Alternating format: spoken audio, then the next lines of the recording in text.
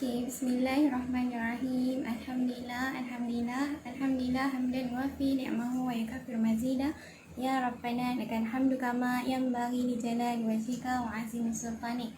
Okey, alhamdulillah. Assalamualaikum warahmatullahi wabarakatuh dan selamat petang diucapkan. Ahlan wa sahlan yang mana baru masuk. Okey, boleh komen gambaran dan suara saya jelas tak? Okey, boleh komen dekat bawah.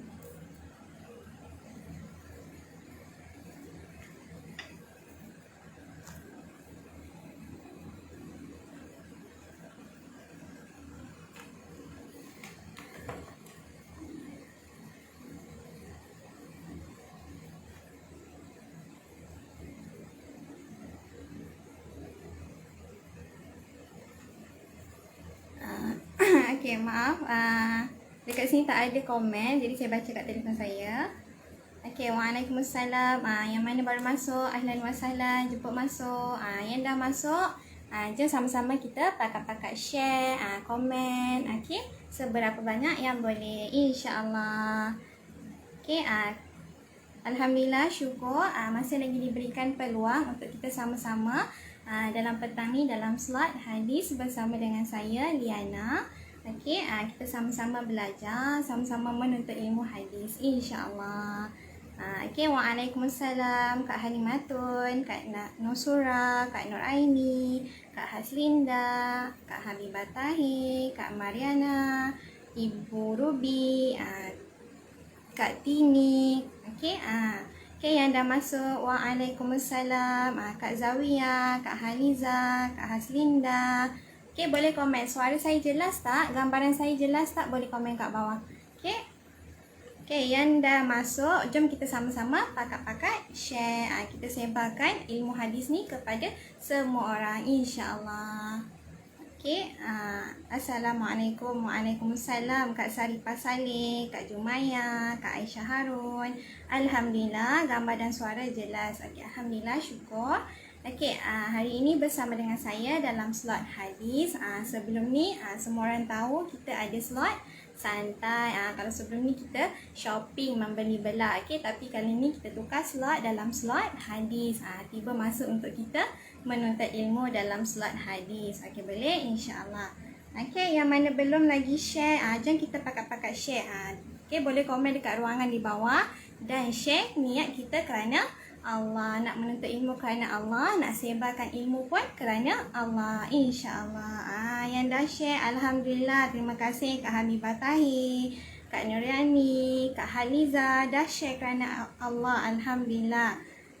Komen tak naik, maaf kat sini komen tak naik, jadi saya tengok kat telefon saya, boleh?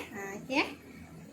Okey, alhamdulillah jelas, insya-Allah. Kak Zawiyah dah share, alhamdulillah. Jom kita sama-sama share, ajak orang ramai. Sebelum ni mungkin orang tahu sebelum ni kita dalam slot santai, tapi kali ni kita dalam slot hadis. Okey, boleh? Jom sama-sama kita pakat-pakat share. Okey, yang nak tunjukkan dekat tuan-puan, yang bagi yang tak tahu share ataupun nak share tapi tak tahu, jom yang nak ajarkan macam mana cara untuk share. Sebentar balikkan kamera.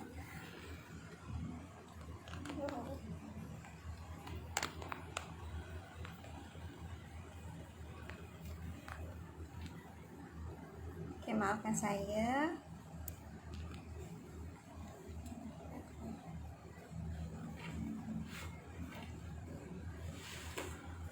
Okay, yang tak tahu lagi share, jom kita sama-sama share. Saya pun share juga, walaupun live sendiri saya pun share. Jom kita sama-sama share, ajak lagi ramai orang, ajak lagi orang ramai untuk kita sama-sama belajar ataupun menuntut ilmu hadis, insya-Allah. Okey, kat bawah ni dia ada tekan share ataupun kongsi. Boleh saja tekan, tekan share ataupun kongsi.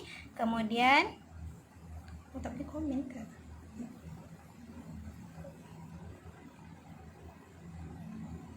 Oh, maaf kat sini tak boleh share lah. Ada yang tak boleh share ke?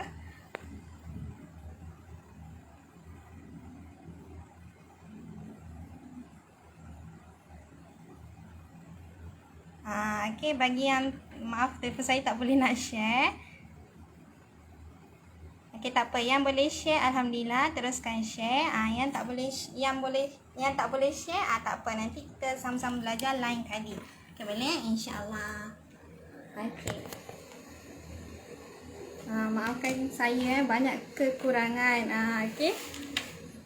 Okay, tak apa. Jom sebelum kita mulakan hadis, kita sama-sama baca doa. Okay, sebab kita nak menuntut ilmu. Okay, lebih barakah kalau kita membaca doa. Okay, boleh? Okay, kita tadah tangan dulu lah.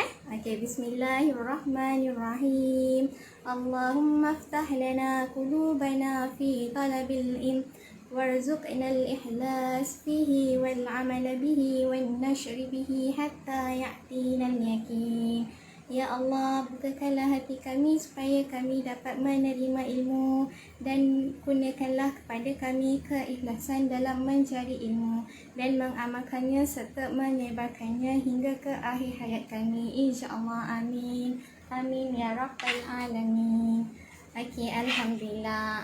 Jadi bila kita dah baca doa, kita akan rasa lega sedikit untuk menuntut ilmu. Maaf tak naik lagi komen dekat live saya. Jadi tak boleh nak baca komen live seorang-seorang. Tak apa, saya baca kat telefon saya lah. Yang mana baru masuk, ahlan wa sahlan, jemput masuk. Okey, yang dah masuk terus share, terus komen. Okay, boleh? Yang mana baru masuk, ahlan wa sahlan, Kak Habibah Tahir, Kak Nur Sayan, Kak Sauda, Kak Hasna, Kak Zumali. Alhamdulillah. Kita share lagi, kita ajak lagi ramai orang untuk sama-sama menuntut ilmu hadis, insya-Allah. Okey. Sebelum kita mulakan, yang nak terbalik lagi kamera lagi sekali. Okey, yang nak akan tunjukkan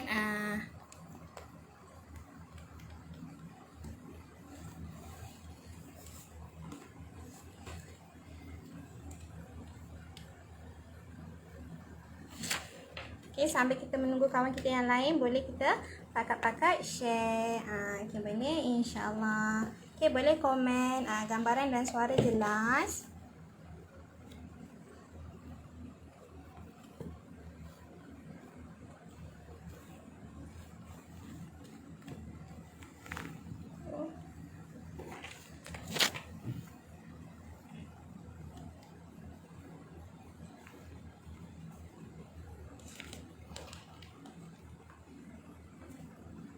Okay, gambaran dan suara jelas, boleh komen. Alhamdulillah. Kak Habibah Tahir kata Alhamdulillah Saza jelas. Alhamdulillah. Waalaikumsalam yang mana baru hadir. Kak Indah, Kak Habibah, Kak Hamisa. Alhamdulillah. Okay, jadi jom kita sama-sama membaca hadis. Kita bermula daripada hadis 1, iaitu tentang kelebihan orang yang alim. Apa yang dimaksudkan dengan alim ni? Okay, alim ni adalah orang yang berilmu. Okay, walaupun dia tengah menuntut ilmu pun dikira alim. Okay, jom kita sama-sama baca, sama-sama petikan hadis. Yang tak pernah baca hadis, jom sama-sama kita baca. Okay. An Abi Umamah radhiyallahu anhu qala Zukira li Rasulillah sallallahu alaihi wasallam rajulani abidun wa alimun faqala fadlul alimi ala al-abid kafadli ala adnakum.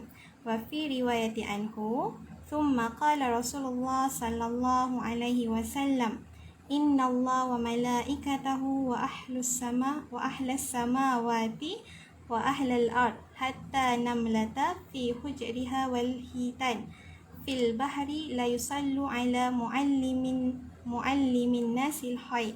Okay, daripada riwayat Tirmizi.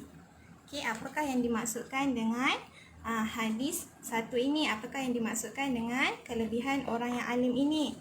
Okay, maksudnya daripada Abu Umamah radhiyallahu anhu, beliau berkata telah disebut di sisi Rasulullah sallallahu alaihi wasallam 2 orang lelaki. Daripada Abu Umamah, dia yang meriwayatkan hadis. Dia cakap telah disebut daripada sisi Rasulullah 2 orang lelaki, iaitu yang pertama orang yang abid, iaitu orang ahli ibadah, orang yang sentiasa melakukan amal ibadah. seperti solat sunat dan sebagainya. Dan kedua, seorang lelaki adalah orang yang alim, iaitu orang yang berilmu, sentiasa menuntut ilmu. Okey, maka Rasulullah sallallahu alaihi wasallam bersabda, kelebihan orang yang alim atas orang yang abid seperti kelebihanku atas yang paling rendah daripada kamu. Okey, dalam riwayat lain disebutkan, sesungguhnya Allah dan para malaikatnya dan penghuni segala langit dan bumi sehingga semut yang ada di dalam lubangnya dan ikan yang ada di laut semuanya memohon kebaikan bagi orang yang mengajar manusia akan kebaikan. Daripada riwayat Tirmizi. Okey, apakah yang dimaksudkan dengan hadis ni? Okey, hadis ni cerita tentang kelebihan orang alim. Okey, kelebihan orang yang berilmu, kelebihan orang yang menuntut ilmu. Kelebihan dia adalah sangat tinggi martabat orang yang alim itu. Okey, apabila dibandingkan dengan martabat orang yang abid ni. Okey, macam kita ada seorang orang yang sentiasa mengerjakan amal ibadah. Seorang lagi sentiasa menuntut ilmu. Tapi martabat orang yang sentiasa menuntut ilmu ni lagi tinggi daripada orang yang sentiasa melakukan ibadah. Okey, sehingga kan Rasulullah sallallahu alaihi wasallam ni dibandingkan martabat baginda sendiri dengan martabat sahabatnya yang paling bawah. Maknanya martabat orang yang berilmu ni lagi tinggi daripada martabat orang yang mengerjakan amal ibadah. Okey, yang mana baru masuk, ahlan wa sahlan, Kak Mariah Rahmat, okey, Kak Nusura, Kak Puteri, Kak Saleh Shida. Alhamdulillah, jemput masuk. Okey. Okey, jom kita sama-sama pakat-pakat share, sama-sama kita menuntut ilmu hadis. Okey.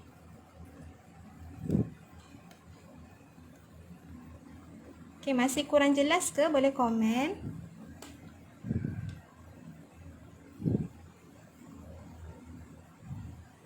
Okey, boleh komen masih kurang jelas ke? Okey. Okey, kita teruskan lagi. Maafkan saya.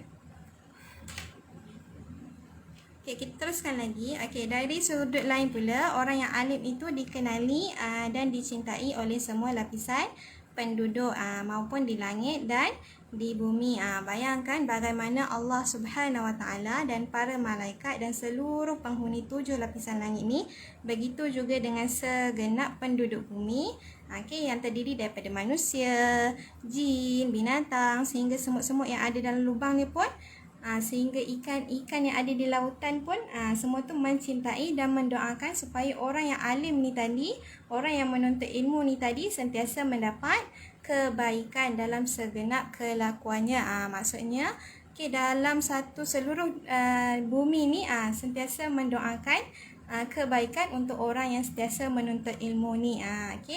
Walaupun dia menuntut ilmu yang sedikit.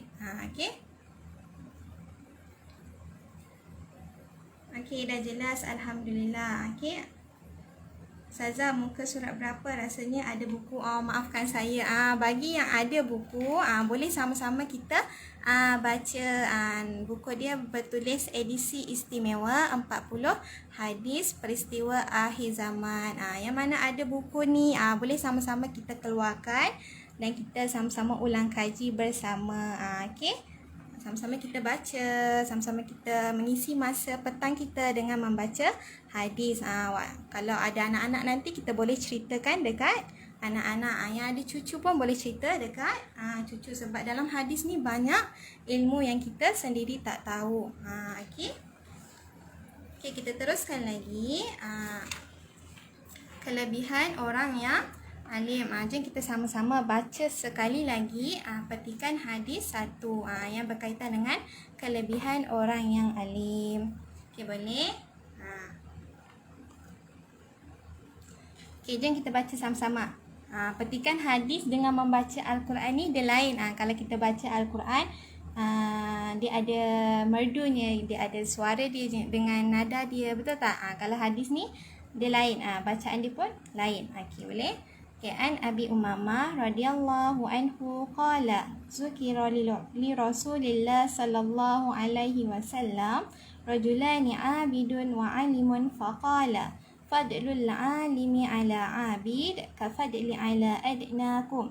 Wa fi riwayati anhu summa qala Rasulullah sallallahu alaihi wasallam Inna Allah wa malaikatahu wa ahlas samawati wa ahlal ard hatta namlata fi juhariha wa hitani fil bahri la yusallu ala muallimin nasil khair. Daripada riwayat Tirmizi. Okey. Okay, dalam kisah lain juga yang nak share sedikit, okay, sambil-sambil kita menunggu waktu asar. Okay, nak cerita tentang kesusahan Nabi ni sendiri dalam mendakwah agama Islam. Bagi yang belum pernah mendengar kisah, okay, belum mendengar lagi kisah perjalanan Nabi ke Taif, okay, yang nak akan ceritakan sedikit mengenai perjalanan Nabi ke Taif untuk menyebarkan agama Islam. Okay. Kita ni sebagai hamba dia pun kata cintakan Nabi, tapi kita tak bersusah, tapi kita susah nak ajak nak sebarkan agama Islam. Okey, kita ambil pengajaran daripada kisah Nabi ni, okey, daripada perjalanan Nabi ke Taif. Okey. Okey, perjalanan Nabi ke Taif, okey, bila setelah mendapat tugas kenabian, Nabi SAW dia menjalankan usaha dakwah di Mekah selama 9 tahun dan terus berusaha demi petunjuk dan islah kaum baginda SAW. Okey, di kalangan orang yang menolong baginda terdapat hanya segolongan kecil daripada mereka yang telah menerima Islam serta segelintir orang yang masih belum memeluk Islam.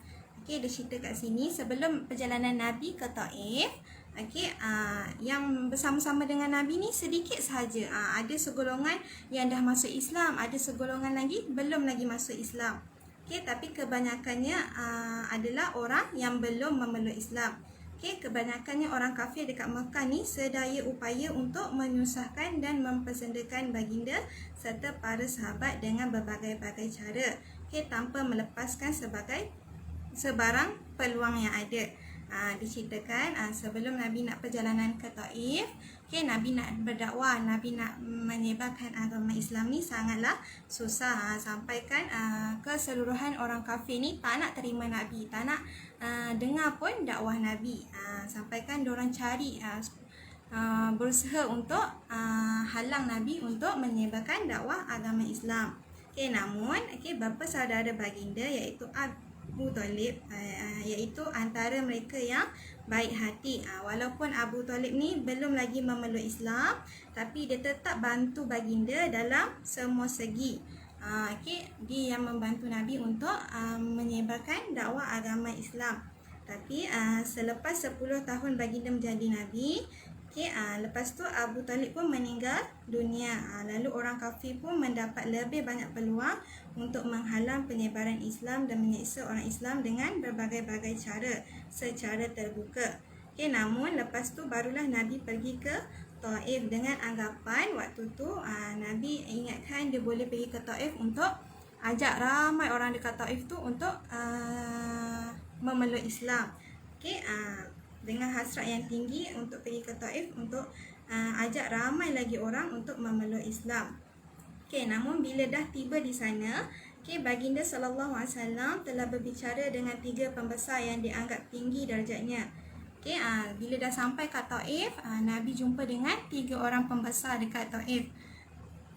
Untuk mendapatkan bantuan untuk Nabi ni nak menyebarkan agama Islam. Tapi bila Nabi sampai dekat sana, Nabi jumpa 3 pembesar tersebut.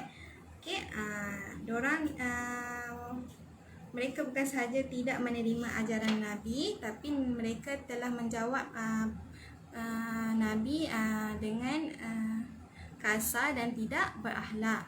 Kalau kita tetamu datang, sekurang-kurangnya kita hargai dia, kan? Kita jemput dia dengan baik. Tapi bila Nabi sampai kat sana, pembesar tadi tidak menjemput Nabi dengan baik, malah dengan kasar. Sekurang-kurangnya mereka patut melayan tetamu yang baru datang dengan baik sesuai dengan sifat suka melayan tetamu yang memang termasyhur di kalangan bangsa Arab. Sebaliknya mereka menjawab secara kasar. mereka juga tidak rela Nabi tinggal di sana. Maknanya diorang tak suka pun Nabi datang. Diorang tahu Nabi nak datang, tapi diorang tak suka Nabi duduk dekat sana. Tapi Nabi ni anggap mereka ni merupakan pembesar kaum, iaitu orang yang baik, yang bercakap sopan. Tetapi sebaliknya bila Nabi sampai kat sana, diorang cakap, "Hoi, engkaulah orang yang Allah hantar sebagai Nabi." Dia mempertikaikan kenapa Allah hantar Nabi. Okey, tapi Nabi ni dengan hati yang lembut, dengan sikap yang baik sangka, Nabi anggap diorang ni masih lagi baik hati. Okey. Bila diorang dah sampai kat sana, bila Nabi dah sampai dekat sana, okey, Nabi tidak lagi putus asa. Walaupun pembesar tadi marah Nabi, halau Nabi, Nabi tidak putus asa lagi nak sampaikan, nak menyebarkan dakwah. Nabi pun ajak lagi orang yang bersama dengan Nabi untuk sama-sama sebarkan agama ni dengan rakyatnya. Bila Nabi jumpa dengan rakyat-rakyat dia, Nabi masih lagi ada harapan, masih menaruh lagi harapan dekat rakyat-rakyat penduduk Taif ni, dengan harapan diorang masih lagi boleh menerima ajaran agama. Namun apabila Nabi tiada menaruh harapan lagi terhadap pembesar, baginda cuba bercakap pula dengan orang lain, kerana baginda adalah orang yang berhemah dan kecalan seumpama gunung. Malangnya tiada seorang pun yang sanggup menerima. Bukan sahaja mereka tidak menerima, bahkan mereka telah berkata kepada Nabi, "Keluarlah daripada bandar kami serta-merta, pergilah ke mana-mana yang kamu suka." Diorang boleh cakap dekat Nabi ni, "Pergilah mana-mana yang engkau suka, janji jangan tinggal dekat sini." Diorang halau Nabi. Sebab diorang tak nak terima ajaran Islam. Apabila baginda sudah tiada menaruh harapan lagi terhadap mereka, maka baginda SAW telah memulakan langkah untuk pulang. Barulah Nabi ni nak pulang ke Mekah balik. Sewaktu Nabi nak pulang, penduduk Taif ni dengan rasa benci terhadap Nabi, mereka menghantar budak-budak untuk mengejar, mengejek dan mempersendakan Nabi dengan baling batu, sehingga kan kedua-dua kasut baginda ni dilumuri dengan darah yang mengalir. Dalam keadaan itulah Nabi SAW pulang. Tapi waktu dalam perjalanan Nabi pulang, Nabi sempat berdoa. Nabi doa, "Ya Allah, kepadamu aku mengadu kelemahanku, kekurangan daya upayaku dan kehinaanku pada pandangan manusia. Ya Allah, Ya Rahman, Ya Rahim, Engkaulah Tuhan yang orang yang ditindas. Engkaulah Tuhanku. Kepada siapalah Engkau menyerahkan diriku ini? Kepada orang asing yang akan menyerang aku, atau kepada musuh yang menguasai aku?" Dengan doa sedemikian, maka semaraklah sifat Toha Allah ni, iaitu Raja segala kerajaan. Lalu Allah ni hantar Jibril untuk datang dekat Nabi. Dia cakap, "Allah telah menghantarku, Allah telah mendengar perbualan kaum itu denganmu." Maknanya Allah ni dah dengar dah. Allah ni maha mengetahui, dia dah dengar dah perbualan antara pembesar tadi dengan Nabi tu. Lalu Jibril bertanya, "Perintahkan sahaja aku supaya aku melakukan apa-apa yang kamu hendaki." Jibril tu suruh Nabi minta sahaja apa-apa. Nak rapatkan gunung, untuk melagakan bukit-bukit kedua-dua ke arah ke, untuk seksa mereka ke. Tapi Nabi ni adalah orang yang sangat pengasih, lagi belas kasihan. Nabi pun memberi jawapan, "Aku tetap menaruh harapan lagi kepada Allah bahawa walaupun mereka ini tidak memeluk Islam, pasti akan lahir orang yang menyembah Allah dan beribadat kepadanya di kalangan anak-anak mereka." Daripada kisah ni kita dapat pengajaran, janganlah kita berputus asa. Kalau kita nak sesuatu, kita kena berusaha sampailah berjaya.